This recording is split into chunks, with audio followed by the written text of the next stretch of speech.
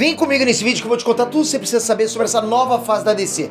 Eu vou explicar sobre os personagens novos do cinema e como é que eles são importantes para um mega evento que o James Gunn deve estar planejando. Vem comigo, tá bom, hein?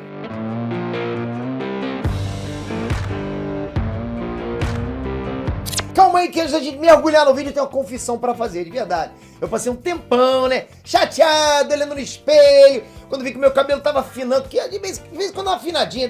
Eu achava que o problema era comigo, de verdade. Mas eu fui pesquisar e vi que queda de cabelo é normal, galera. Para com isso. Porra, para de ficar zoando. Você sabe que eu não gosto de homem careca. Ixi. E olha que doideira, 50% do nosso cabelo, metade, afina antes que a gente perceba. Ou seja, quando você sentir diferença, metade já tá no ralo. Bateu o desespero, né? Cuidado. Calma que eu não trago problema sem solução. Olha aqui, na boa, de verdade. Ó como meu cabelo encheu de uns meses pra cá. Porra, aí, ó. Eu não vou balançar porque tá difícil balançar. Mas, pô, tem cabelo pra caramba. Você consegue contar os fios? Não consegue, tá vendo? Então tem cabelo pra caramba. E olha que eu cortei mais baixo no fim do ano, lembra disso? Isso é porque eu tô uns meses já fazendo meu tratamento com a Manual. E assim, ó, galera, de verdade, é só entrar no site da Manual e responder o questionário. Daí o que acontece? Os médicos especialistas vão analisar o teu caso e receitar um tratamento específico pra você, pra tua cabeleira ou pra tua falta de cabeleira, né? Os produtos chegam na tua casa com frete grátis, sem identificação na caixa, né? Pra você nem pensar em ficar constrangido, não tem nada disso. Galera, a Manual consegue tratar queda de cabelo, tanto nos casos iniciais quanto nos mais avançados. Pô, se tá igual isso aqui, igual o cotovelo, não tem problema, vai encher de cabelo também. Fazendo o tratamento direitinho, os resultados costumam ficar mais evidentes a partir do 4º mês, tá? Aproveitem no carnaval que todo mundo fica mais atento aí com a estética, né? Bora cuidar da sua também. E pra te ajudar, usa o meu cupom NERDRAIZ pra você começar o seu tratamento da Manual com 40% de desconto. Mas aproveita que é por tempo limitado. Valeu? Pra tu ficar com a cabeleira igual a minha. Ai, bota aí. Valeu! Enet Transmitter aqui. Galera, na boa, né? Eu não vou nem enrolar vocês, tem que ir direto ao ponto. E eu vou explicar melhor pra vocês agora cada ponto dessas novas produções do DCU que o James Gunn anunciou. E eu já adianto pra vocês, tem cheiro de mega saga vindo por aí. E eu já imagino qual saga é. Vai aqui um spoiler, tá? A Noite Mais Densa. Duvida? Bora conferir o anúncio do primeiro capítulo do DCU chamado Deus e Monstros. Vem comigo, mas já comenta aqui embaixo. Você hypou com isso que tá acontecendo agora? Você acha que tá vindo uma nova onda boa da DC? Você acha que agora a DC vai mudar pra melhor? Pô, bota otimismo nesse coração. Tô achando que tem muita gente meio pra baixo, meio down. Pode ser assim não, hein? Tem que ser good vibes. Porra, tamo junto? Então comenta aqui embaixo, vamos lá. Comando das Criaturas. Bom, essa vai ser a primeira série animada ligada ao DCU dentro do capítulo Deus e Monstros, né? Esse que primeira fase, digamos assim, que o James Gunn tá anunciando. Pelo que tudo indica, Amanda Waller vai reunir uma nova equipe e, pelo visto, os acontecimentos do Esquadrão Suicida 2 vão ter alguma influência nessa animação. Agora vamos dar uma olhadinha na equipe que já foi confirmada. Nessa primeira imagem, dá pra ver da esquerda para a direita o Rick Flag, que provavelmente vai ser o pai do Rick Flag, que morreu em Esquadrão Suicida 2, né? Nos quadrinhos ele foi o primeiro líder da primeira equipe do Esquadrão Suicida. A origem dessa primeira formação acontece na HQ Secret Oranges, volume 2, número 14, de 1987. É um personagem que apareceu e morreu na mesma HQ. Isso é ótimo pro James Gunn, porque ele pode reinventar o Rick Flag pai do jeito que ele quiser. E logo depois a gente tem a Nina Mazursky, que era uma cientista humana, ok? Responsável por criar seres meta-humanos do zero para a organização Shade. E aí, como os primeiros experimentos não deram certo, ela resolveu usar humanos formados para criar meta-humanos. E ela foi um desses humanos que passou pela experiência. Por isso que ela tem essa aparência anfíbia, que obviamente lembra muito o monstro da Lagoa Negra, dos filmes clássicos de monstros. Do lado dela a gente tem o Dr. Fósforo, pois é, esse é o nome mesmo, tá? Que é um cientista chamado Alex Sartorius, que teve o corpo exposto ao núcleo de um reator e fez com que a química do corpo dele se transformasse em fósforo. Com isso, a pele dele queima pra sempre. Ele é um personagem tão antigo que apareceu pela primeira vez em Detective Comics número 469, de 1977, e ele apareceu como inimigo do Batman. Aí, seguindo pra direita, a gente tem Frankenstein e a noiva do Frankenstein. Bom, se você conhece a história clássica do Victor Frankenstein e o monstro dele, o monstro do Frankenstein, basicamente a DC tem esses personagens dentro do universo dela nas HQs. Só que aqui, tanto o monstro, né, que é conhecido como Eric Frankenstein, e a noiva dele, são meio que agentes e heróis em várias super equipes, incluindo esse aí, o Comando das Criaturas. Lembrando que o Frankenstein e a noiva do Frankenstein são casca grossa pra caramba, quem não vai pensando que aquele bobalhão não, tá? O próprio Frankenstein já saiu na porrada com o Superman nas HQs. Não é pouca coisa. E o próximo na imagem é o G.I. Robot, que na verdade é o nome de uma série de robôs criados para substituir soldados, né, durante a Segunda Guerra Mundial. Bem, existem várias versões desse robô em diversas épocas e diversos lugares do multiverso. Mas, pelo visto, o James Gunn pode usar um misto, né, das várias versões desse personagem. E pra finalizar, a gente tem a doninha esquisita de Esquadrão Suicida 2, que todo mundo já conhece, né? E o mais interessante aqui é que praticamente a equipe inteira do Comando das Criaturas tem origem na Segunda Guerra Mundial nas HQs, ou são ainda mais antigos, como é o caso do Frankenstein de 1823. Então, sim, são personagens todos lá que já vão vir com uma bagagem muito grande dentro desse universo novo. São pessoas que trazem um backlog, uma história muito grande. Pô, o Frankenstein é dos anos 1800, 1823. E o melhor de tudo isso é que os personagens das séries animadas vão ser dublados, olha isso, pelos atores que fazem eles no live action. Pô, é maneiro isso. O próprio James Gunn confirmou que os personagens vão transitar entre animação e live action. E isso vai ser maneiro pra caramba, ou seja, você vai estar, vai ser uma imersão muito grande, eu acho, né? Que a mesma voz que você vai ouvir no desenho e é o mesmo ator, né, cara? Muito bom pra gente ver isso. Porque de acordo com ele, com o James Gunn, tudo tá realmente conectado. Ele sabe, ele tá vacinado. Então ele conectou tudo, sabe? Filmes, séries, games, animação. Então é de fato, sim, um planejamento ambicioso. Ele tá pensando grande. Ah, Pedro, mas a Marvel já faz isso em What If, né? Na verdade, não. O mesmo personagem com o mesmo background e importância não passou do desenho pro cinema contando a mesma história, ok? O que a gente viu até agora foi a Capitã Carter fazendo uma participação em Doutor Estranho 2. Mas nem de longe a mesma personagem. Pô, dá backspace aí. Pelo menos não até agora. Pode acontecer mais pra frente. Ficou mais como uma referência, né? O que James Gunn tá prometendo agora é ter tudo na mesma história conectada. O Arif pra gente parece algo muito distante ainda pra brincar com as possibilidades do multiverso, sem responsabilidade com os acontecimentos dos live actions até agora. Waller. O James Gunn não falou muito sobre a trama do projeto pra TV da Amanda Waller, né? Que ela vai ganhar uma série só dela. Mas ele deixa claro que ela vai se encontrar com a galera do Pacificador. Se a gente viu, se a gente sabe. Ele garante que vai ser uma história fantástica. E eu não duvido, porque assim, a Amanda Waller tem uma influência enorme no universo DC no geral. Ela é muito importante. É bem possível que seja uma série com uma história incrível sobre a personagem e que ao mesmo tempo pode trazer pra gente muitas participações de super vilões e super-heróis. Talvez até mesmo a versão live action do Comando das Criaturas. O que orbita a Amanda Waller são personagens. A Amanda Waller é a âncora de vários personagens. Então eu acho que ele tá usando isso, sabe? Como um centro gravitacional pra trazer uma cacetada de novos personagens. Eu espero por isso. Superman Legacy.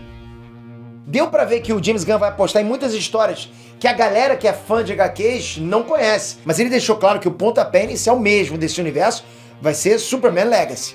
É aqui que vai se concentrar talvez o centro do universo DC. Da mesma forma que deveria ter sido feito desde sempre, galera, com Superman, com certeza. O filme vai sair no dia 11 de julho de 2025. E até tá sendo escrito pelo próprio James Gunn. E se você tá com medo dele estragar o Superman, calma, porque assim, o James Gunn, ele não é sempre que a trajetória dele, ele ficou escrevendo filmes de super-herói. Mesmo assim, foi ele que deu vida lá pra Guardiões da Galáxia no cinema. E ele também fez um filme maneiro pra caramba de Esquadrão Suicida. Então o cara tem bagagem, ele sabe. A gente pode confiar. Ele sabe do peso que o Superman tem pros fãs e pro universo dos super-heróis no geral. Ele não tá escrevendo agora Esquadrão Suicida e Guardiões da Galáxia. Que, assim, basicamente eram personagens desconhecidos pra grande maioria. Só pra quem lia história em quadrinho conhecia, né? Superman não. Superman é responsa, agora, porra, a aguinha vai bater no popô. Fora isso, ele é fã do que o Grant Morrison escreve. Então eu acredito que o Superman vai trazer histórias épicas pro cinema como a gente nunca viu antes. Eu tô realmente pensando nisso, né? Além de construir um universo incrível ao redor dele, do Superman, pode ter certeza que com a liberdade que o James Gunn tem agora, porque o cara agora é chefe, né? O Superman vai poder entregar todo o potencial do personagem, como você realmente conhece e quer ver o Superman, como ele é realmente nas HQs. Pô, galera, se o James Gunn ele adapta a HQ Superman All Stars, que é a imagem que ele usa na apresentação agora, que é o que eu acho que pode acontecer, pô, ia ser top, mas ia ser filé. Se ele for por essa linha, essa vai ser uma das versões mais poderosas do Superman que já foi pro cinema. Fica até arrepiado e tudo também. Aí sim. Lanternas. E essa talvez seja a série mais importante dessa parte do capítulo 1 do DCU.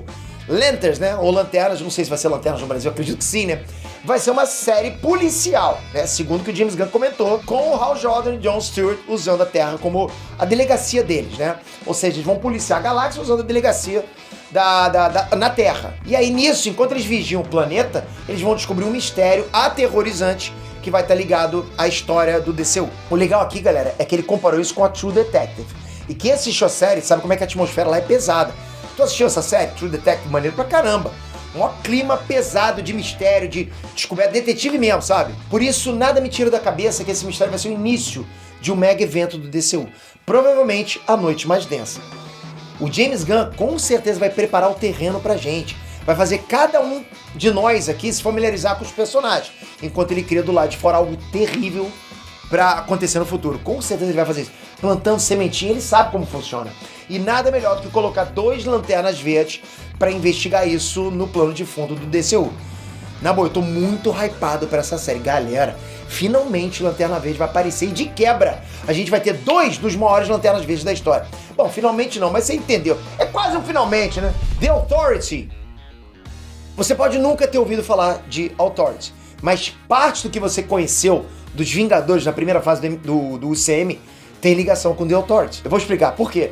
Porque o começo dos Vingadores no UCM, ele é inspirado em Supremos, que é a equipe dos Vingadores do Universo Ultimate lá das HQs. Já o Supremos é criado pelo Mark Millar e pelo Brian Hitch, que aí trouxeram uma visão mais real dos Vingadores, com problemas reais, e que deixavam os super-heróis ainda mais humanos. Essa bagagem desses dois vieram de Authority, já que o Brian Hitch e o Warren Ellis foram os criadores da HQ, e logo depois o Mark Millar entrou no lugar do Warren Ellis para escrever. Por isso que Supremos recebe tanta influência de Authority. Pra quem nunca ouviu falar, a equipe é meio que uma Liga da Justiça que sai por aí descendo a porrada e matando vilões. Fora isso, os personagens têm problemas com tóxicos, violência, enfim. É uma versão bem adulta de uma super equipe. Pensa que é realmente algo que você consegue ter uma interação muito grande, tipo The Boys, né? Tipo o Seven do The Boys, porque é muito próximo do que poderia acontecer com os caras super poderosos. Com certeza já viram por aí o Apollo e Meia-Noite, que praticamente são versões do Superman e do Batman. Ó, só pra vocês terem uma noção, tá? The Authority ficou tão famosa, uma revista tão famosa, que ela foi a revista mais vendida da Wildstorm, do selo Wildstorm, na época lá, e foi a 31ª HQ mais vendida de 2001. Pô, não é pouca coisa, né? O estilo dela influenciou várias outras histórias mais sérias de super-heróis. Então podem esperar um filme com bastante porradaria, violência, no estilo The Boys. Ele tá vendo The Boys. Ele sabe desse sucesso todo. Eu falei, pô, vamos fazer uma coisa parecida? Só que eles realmente são super-heróis. A diferença qual é? Que eles são capazes de fazer o que for necessário pra proteger e corrigir o mundo. E na boa, galera, tem personagem casca grossa pra caramba nessa equipe. E seria maneiro demais, né, se o James Gunn colocasse a Liga da Justiça pra lutar contra o Authority no cinema. Vai ser muito bom. Pô, as duas equipes têm uma ética totalmente diferente sobre como tratar super vilões. Imagina, sabe? Pode ser top demais, sabe? Uma tem um estilo de tratar, o outro estilo. Um mata, outro não. É top demais. Paraíso Perdido. Existe uma run nas HQs da Mulher Maravilha chamado Paraíso Perdido. E curiosamente acontecem problemas políticos com a ausência da Rainha Hipólita na ilha, né? O que acaba numa guerra entre as Amazonas e Themyscira. Mas no caso da série, a gente vai ver aqui um prelúdio da Mulher Maravilha, contando a origem da ilha Themyscira e de como funciona a política das Amazonas naquele lugar que é governado só por mulheres. Essa série vai servir de plano de fundo para a nova Mulher Maravilha. Então já dá para afirmar que a gente já tem aí o Superman e a Mulher Maravilha. Falta só mais um para fechar essa trindade, o Batman. Uhul! Batman Brave and the Bold. Batman The Brave and the Bold é a chegada do Batman nesse novo universo. Porra, ei, eu tô ficando até arrepiado, galera. Ok, pra quem é das antigas, né, conhece, já viu aquelas HQs com o selo Brave and the Bold, que trazia lá team-ups com vários heróis da DC. Tinha o Batman com Aquaman, com Lanterna Verde, com a Mulher Maravilha, com Coringa, por aí vai, pois é. Mas o que importa aqui é que o James Gunn se refere à história do Batman e Robin, liderada pelo Grant Morrison, que ele inclusive coloca algumas imagens no anúncio, tá lá. Essa HQ aí é de 2009 e ela já começa com o Batman e o Robin perseguindo bandidos. Só que o Batman dessa história não era o Bruce Wayne, na verdade é o Dick Grayson, porque nessa época o Bruce tava meio morto. É aquele morto que depois volta, depois de algumas HQs, né? Enfim, mas o fato é que o James Gunn vai se basear nesse arco das HQs, então assim, provavelmente ele vai fazer um misto da história de origem do Damian Wayne com essa fase em que o Batman e o Robin já estavam lá em ação. Na boa, galera, já tinha muito tempo que ninguém tinha coragem de levar o Robin pro cinema no live action, né? Pô, depois daquele de 95 do Joe Schumacher, com peitola, assim, com farol aceso. E nada melhor do que escolher o Damian pra iniciar isso junto. Esse moleque é casca grossa. E pra ficar ainda melhor, o James Gunn disse que esse é o começo de uma espécie de Bat-família no DCU. Ele disse isso. Ai, é maneiro, galera. Gladiador Dourado. Bom, pra quem não conhece, o Gladiador Dourado se chama Michael John Carter. O que ele fez? Ele roubou tecnologia do século 25 para viajar no tempo. Só que diferente do Kang, né, que veio pra conquistar, o Gladiador Dourado veio pra viver como super-herói atrás de fama e muita grana. O cara é isso, tipo, é o que você tá ouvindo mesmo agora. O que ele fez? A armadura dele foi roubada de um museu e garante pra ele super força, resistência, durabilidade, dispara raios, viaja no tempo, voa, tem visão de raio-x, visão infravermelha, visão noturna, campo de força. É uma baita ferramenta que faria qualquer um ser super-herói. Isso sem falar no robozinho que ajuda ele, né? Os kits. Eu já imaginava que o Gladiador Dourado ia aparecer a qualquer momento, principalmente depois do anúncio do Besouro Azul. Os dois são amigos nas HQs, mas tipo dupla. Os dois são zoador pra caramba, um zoando o outro, zoando os outros. É maneiro demais a química entre os dois. Vocês vão curtir demais isso. Mas a amizade dele é com uma versão mais velha do Besouro Azul, né? Que é o Ted Kord. Mas pode ser que eles adaptem isso pro filme do Besouro Azul mais jovem. Pode ser. Mas assim, de qualquer jeito, eu acho que a presença dele é meio que um alívio cômico, sabe? Vai rolar meio que um alívio cômico. Ele é engraçado pra caramba, né? Já que ele não leva a sério as coisas. Tá acontecendo lá, o cara fica zoando sempre. Porque assim, ele voltou pra ser um super-herói, mas atrás de fama. Ele não queria realmente ser super-herói. Só queria dizer, eu sou um super-herói. Mas acabou que ele tem que ser mesmo. Então eu acredito que a série dele pode envolver um pouquinho mais de comédia dentro do DCU. Supergirl, a Mulher do Amanhã. Bom, galera, pra você hypar mesmo, porque eles vão adaptar simplesmente uma das melhores HQs da história da Supergirl, escrita pelo Tom King, casca grossa pra caramba, e com a arte da brasileira Bilk Zevelin. Essa HQ, só pra vocês terem noção, tá? Ela foi sucesso ano passado, mas disparado. Vai virar um filme épico de ficção científica. Como é que é? Na HQ, a Supergirl é apresentada de uma forma que a gente nunca conheceu. E o James Gunn deixou claro que o filme vai justamente por esse caminho. Então, não é teoria, é isso. Então assim, a HQ Supergirl Mulher da Manhã já começa com a Supergirl tirando um dia de folga durante o próprio aniversário num planeta distante com sol vermelho. Lá tem uma garotinha alien, né, que tenta contratar a Supergirl, né, pra ter as habilidades da Supergirl lá, para que ela possa matar o mensageiro do rei que matou o pai dela. É o tipo de história de personagens como, por exemplo, Superman, Supergirl, Capitã Marvel, sei lá, qualquer tipo de outro super-herói extremamente poderoso precisa para fazer sentido. Esse tipo de história coloca esses personagens que são extremamente poderosos em situações difíceis. Isso faz a gente criar empatia por eles. Então assim, eu acho que esse filme da Supergirl só aumenta a esperança pro futuro da DC, já que era isso que o Superman tava precisando para funcionar. Humanidade, galera. Ele era muito distante, era muito sério. Precisa de uma coisa mais Superman do estilo Superman da DC, sabe? Do Tyler Hoechlin. Pô, aquele Superman eu acho maneiro pra caraca. O cara tá rindo, o cara é feliz, passa uma boa vibe. Esse é o Superman dos anos 70, do Christopher Reeve. Faltou nesse agora. Não tô dizendo que ele é ruim, né? Eu gosto pra caraca do Henry Cavill, mas faltou esse lado mais boa praça, né? Do Superman. Então acho que o James Gunn vai por esse lado. Monstro do Pântano. Um dos cancelamentos mais estranhos, né? Foi a série do Monstro do Pântano. Teve problema de incentivo fiscal e mais um monte de coisa que infelizmente fez a série ser bem curtinha. Mas era uma série top, né? Era uma série que tinha o James Wan na produção, tinha o Len Wiseman de Anjos da Noite no time de diretores. E como criadores, a série tinha o Mark Verheiden de Constantine e Gary Dauberman de It a Coisa. Simplesmente um time incrível que sabia o que estava fazendo. Mas infelizmente a série não durou por muito tempo. Mas agora vai rolar. O James Gunn anunciou que o Monstro do Pântano vai ganhar um filme obscuro, bem dark, que vai contar a origem do personagem dentro do DCU. E o melhor, galera, por mais distante que essa vibe do filme esteja, assim, do restante da DC, ele ainda vai fazer parte da história principal que o James Gunn vai contar. O Monstro do Pântano foi criado pela dupla Len Wein e Bernie Wrightson e apareceu na Mansão dos Segredos número 92, de 1971. É um personagem muito antigo. Esse é um dos personagens peso pesado da DC, que assim, através de uma rede chamada Verde, ele se conecta com a vida vegetal do planeta inteiro. Quase uma entidade, o cara é uma força da natureza. Ele é natureza praticamente. A função dele é proteger o verde. E por isso não importa se é herói ou vilão.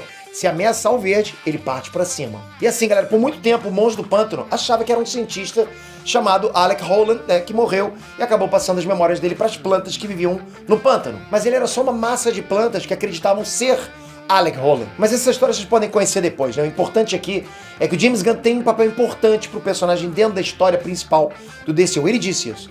Por isso eu volto pra saga A Noite Mais Densa, onde o vilão Necron planeja acabar com a vida do universo.